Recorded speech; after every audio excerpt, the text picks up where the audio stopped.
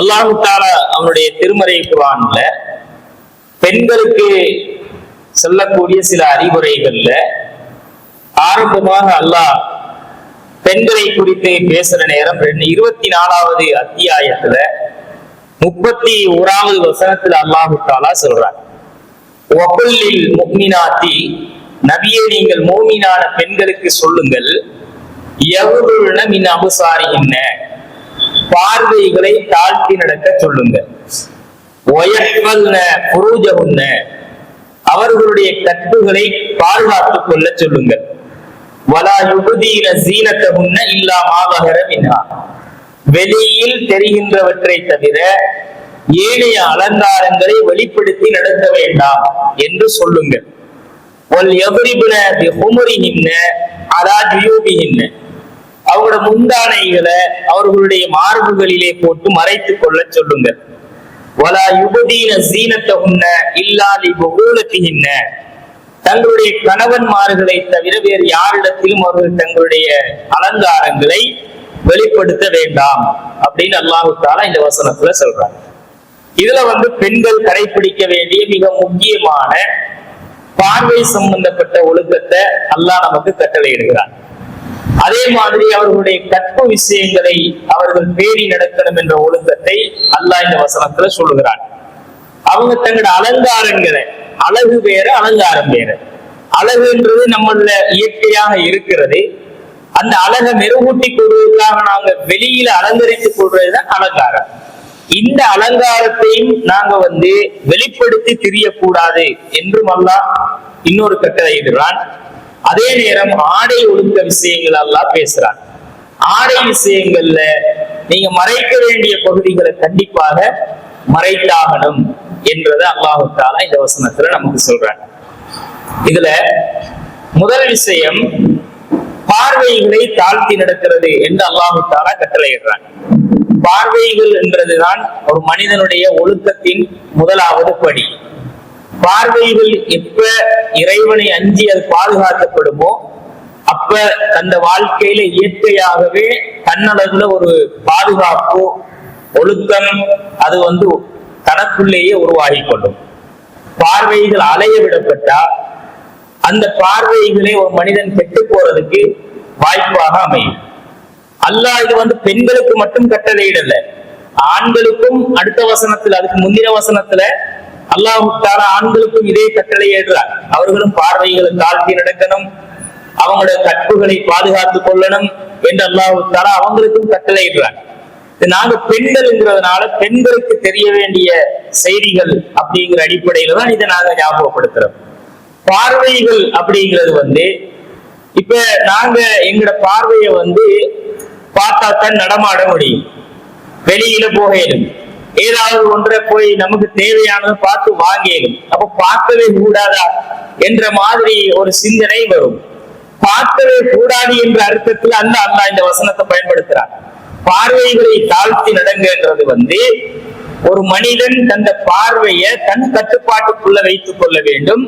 சைத்தான் தன்னை தவறான வழிக்கு தூண்டும் போது அந்த சிந்தனைகள்ல இருந்து தன்னையை திசை திருப்பிக் கொள்ளணும். பார்க்கிறதுல ஒரு பெண் எப்படி ஒரு ஆணை பார்க்கிறாளோ அந்த ஆண் அதனால அவள் மீது தவறான எண்ணம் கொள்றதுக்கோ சபலப்படுவதற்கோ தப்பாக தன் மனசுல அந்த பெண்ணை நினைக்கிறதுக்கோ வழிவகுக்கிற வகையில பார்க்க கூடாது. பார்க்கலாம், தேவைக்கு பார்க்கிறது தப்பா? இப்ப நீங்க என்ன பார்க்கறீங்க, நான் உங்களை பார்க்கிறேன், இது தப்பான்னா தப்பு கிடையாது. இது தேவைக்கு நாங்க பார்த்து கொள்றது. நாங்க ஒரு விஷயத்தை படிக்கிறோம் என்றால் பார்த்து கொள்றோம், அந்த விஷயத்தை படிச்சு கொள்றோம், இதுக்கு மார்க்கத்துல தடை இல்லை. நாங்க ஒரு பொருளை வாங்குறதாக இருந்தா அங்க போற இடத்துல ஆண் இருந்தா ஆணோட பேச வேண்டி இருக்கும், அந்த பொருளை பார்க்க வேண்டி இருக்கும், அதை பார்த்து பேசி வாங்கிட்டு வர வேண்டி இருக்கும். இந்த பார்வைகள் அப்படிங்கிறது எப்ப வரம்புகளை கடந்து, இறைவன் அனுமதித்த வரம்புகளை கடந்து பார்க்கிற ஒன்றாக மாறுதோ அப்ப அந்த பார்வை என்பது எங்களை வழிக வர செஞ்சிடும். இப்ப நாங்க ஒரு தடவை பார்க்கும்போது எதிர்ச்சியா பார்த்துட்டோம்னா அந்த ஆளை நாங்க பார்த்து அப்படி கடந்து போயிடுவோம். போயிட்டு அப்படியே பார்த்தவரை போயிட்டு இப்படி திரும்பி அப்படி பல்ல காட்டினோம்னு வச்சுக்கோங்க, அப்பவே கணக்கு போட்டுருவோம், அவங்க ஏதோ ஒரு கோணத்துலதான் மாறாங்க, அப்படி அப்படின்னு ஒரு மனக்கணக்கு போட்டுருவான். திரும்ப கொஞ்சம் தூரம் போயிட்டு அங்க உட்கார்ந்துகிட்டு இவங்க பேசிக்கிட்டே அப்படி ஒரு லைட்டா ஒரு பார்வை மாற்றுறது, அப்பவே கன்ஃபார்ம் பண்ணிக்கிடுவாங்க. இந்த பார்வைகள் தான் ஒரு மனிதனை தவறான இடத்துக்கு கூட்டிட்டு போகும். ஒரு பார்வைதான் ஒவ்வொரு ஆணையும் பெண்ணையும் வழி தவற செய்யும். அப்ப பார்வைகள் என்றது மிக முக்கியமாக நாங்க அது ஒரு பார்வையாளர்தான் அனைத்து ஒழுக்கக்கேடுகளும் நடக்குது என்ற அந்த சிந்தனையை நாங்க எங்க மனசுல ஆழமாக பதிவு செஞ்சு கொள்ளணும். அதுல நாங்க கண்ட்ரோல் பண்ணல என்று சொன்னா எப்பவுமே அந்த ஒரு பார்வை எங்களை வழித வர செய்யும். காதல் பண்ற காலங்கள்ல இந்த ஒரு கவிதை சொல்லுவாங்க, எப்படி தெரியுமா? இந்த February 14 எல்லாம் இப்ப கடந்து போயிருச்சு. அதெல்லாம் கடந்து போறதுக்கு முன்னால அவங்க டேட்டிங் வைக்கிறதுக்காக வேண்டி என்ன செய்வாங்களாம், முதல்ல ஒரு பார்வை, அதுக்கு பிறகு ஒரு சிரிப்பு. பார்த்தா தானே சிரிக்கணும். அப்படி பார்த்து லைட்டா ஒரு சிரிப்பு சிரிக்கிறது, இவரும் சிரிக்க அவங்களும் சிரிக்க, ரெண்டு பேரும் மாறி மாறி சிரிக்க, உள்ளங்கள் பரிமாறப்பட, அப்புறம் போய் ஒரு பேச்சு, சாதாரண ஒரு சும்மா சிம்பிளா பேசுவோம் அப்படின்னு என்ன செய்யும், அந்த சிரிப்பே அவனுக்கு வழிவகுத்து கொடுக்கும். அவங்களும் நம்மளை விரும்புறாங்க போல இருக்குது அப்படின்ட்டு போய் ஒரு பேச்சை பேசுவாங்க. அந்த பேச்சு தொடுகையாக மாறும். ஒரு பேச்சு தானே அப்படின்னு விட்டுட்டோம்னா அது பிறகு என்ன செய்யும், அது டச்சாக மாறும், தொடுகையாக மாறும். அந்த தொடுகை என்ன நடக்கும்னு கேட்டா ஒழுக்கக்கேட்டுல கொண்டு போய் எங்களை தள்ளும். அது விபச்சாரத்துல கொண்டு போய் கடைசியா எங்களை சேர்க்காம விடாது. அப்ப விபச்சாரம் என்ற மிகப்பெரிய ஒரு தீமைக்கு சைத்தான் பெற்ற வாய்க்கால் தான் பார்வை. பார்வை என்றது ஒரு ஆணுக்கும் பெண்ணுக்கும் கற்பை போல பாதுகாக்கப்படணும். அந்த பார்வையை அலைய விட்டோம்டா, அந்த பார்வைகள் கண்ட கண்ட மாதிரி அலைய ஆரம்பிச்சுட்டா எங்களோட வாழ்க்கை ஒழுக்கமான வாழ்க்கை அல்ல என்றது நிரூபணம் ஆகும். எனவே அந்த விஷயத்துல நாங்க கண்டிப்பா கவனமாக நடந்து கொள்ளணும். அடுத்தது அல்லாஹ் தஆலா இந்த கற்புகளை பாதுகாத்துக் கொள்ளுங்கள் என்றத அதோட சேர்த்து பேசுறதுக்கு காரணமே அதுதான். கற்புகளை பாதுகாத்துக் கொள்ளுங்கன்றத வேற யாரெல்லாம் பேசியிருக்கலாம். அல்லாஹ் தஆலா பார்வையை சொல்லிட்டு ஏன் கற்ப பேசுறாருன்னா அங்க போட்ட விட்டா இதுவும் போயிடும் அப்படிங்கிறதுதான். ஃபர்ஸ்ட் நீங்க இங்க ஒழுக்கம் கெட்டு போயிட்டீங்கன்னா அந்த ஒழுக்கக்கேடுதான் உங்களை நாளைக்கு கற்பில்லாதவர்களாக மாற்றும் என்ற அந்த பேசிக்க அல்லாஹ் சும்மா பேச மாட்டான்.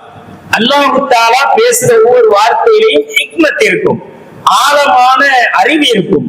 அதுல எங்கட ஒவ்வொரு பார்வைகளும் தான் எங்களை வழிதவற செய்யும் என்றால் அந்த வழிகேடுங்கிறது விபச்சாரத்தெல்லாம் கொண்டு போய் சேர்க்கும்.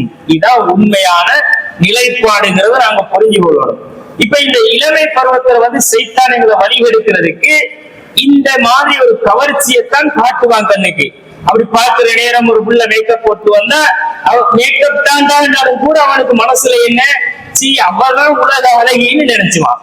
இவன் பரட்டத்தரையா வந்திருப்பான், காஞ்சி போன மண்டையா இருக்கும், அங்க ஒரு பக்கம் தலையான அரிச்சு இங்க ஒரு பக்கம் தலையான அரிச்ச உடுப்பையும் முடிச்சுட்டு வந்திருப்பான். அவன் குளிச்சே பல நாளா இருக்கும். அப்படியான வந்தாலும் இன்னைக்கு ஃபெஷன் என்ற ரூட்ல சைத்தான கொஞ்சம் பாத்தியா எப்படி ஃபெஷன் ஆன பொட்டியன், அவன் எப்படி ஸ்டைல் காலத்துக்கு ஏற்ற மாதிரி வெஸ்டர்ன் டைப்ல இருக்கிறான் அப்படின்னு அந்த மாதிரி ஒரு சிந்தனைக்குள்ள இந்த பார்வை கொண்டு போய் தள்ளும் போது அவரை திரும்ப திரும்ப பார்க்கணும் போல அந்த உள்ளம் தூண்டிக்கொள்ளும். அந்த உள்ளம் தான் தீமையை தூண்டுகிற ஒரு இடம். அப்ப இந்த மனசுக்கு ஒரு திரை போடப்பட்டால், பார்வைகள் திரையிடப்பட்டால் அந்த சீர்கேடு நடக்க மாட்டாது.